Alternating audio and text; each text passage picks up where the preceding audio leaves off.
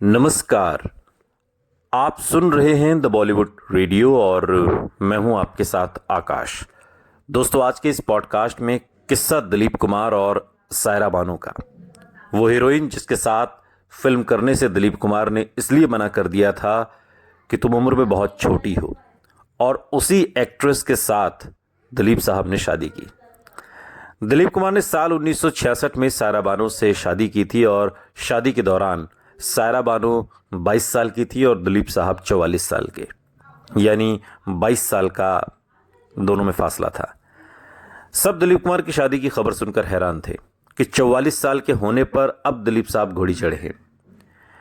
दिलीप कुमार और सायरा बानो के प्यार के किस्से तो आज भी सुने और सुनाए जाते हैं, लेकिन एक वक्त वो भी था जब दिलीप साहब को उनके साथ काम करने को लेकर भी दिक्कतें थीं और वो काम करने को तैयार भी नहीं थे। हालांकि बाद में वो जिस लड़की को रिजेक्ट कर रहे थे उसी से दिल लगा बैठे। शादी के बाद समय के साथ साथ दोनों का प्यार और भी ज्यादा गहरा होता चला गया। दोनों जब सबके सामने हाथों में हाथ थामे आते थे तो लोग इनकी जोड़ी को देखते ही रह जाते। आज उनके जाने के बाद भी सायरा बानो अपनी पोस्ट के जरिए अपने प्यार का इजहार करती रहती हैं, जाहिर करती रहती हैं समय समय पर। एक वक्त वो भी था जब दिलीप कुमार और सायरा बानो साथ में काम नहीं करते थे, क्योंकि वो सोचते थे कि उम्र में दोनों के बीच काफ़ी फासला है और अच्छा नहीं लगेगा। सायरा बानो बहुत छोटी लगेंगी। उन दोनों की फैमिली का बहुत ज़्यादा मिलना जुलना था, तो दिलीप साहब इस बात को लेकर बहुत कॉन्शियस थे कि इस छोटी सी लड़की को बड़े होते देखा है तो मैं इसके साथ हीरो का काम कैसे करूँगा।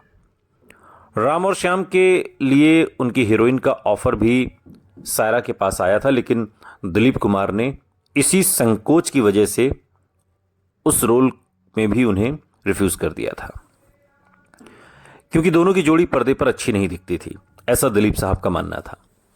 इस बात का खुलासा खुद सायरा बानो ने एक बार किया था, और इतना ही नहीं, खुद इस बात का खुलासा उन्होंने करते हुए कहा था कि दिलीप साहब ने 4 फिल्मों से सायरा बानो को रिजेक्ट कर दिया था, क्योंकि उनका मानना था कि वो पर्दे पर बहुत छोटी लगती हैं और लोग उनकी जोड़ी को एक्सेप्ट नहीं करेंगे।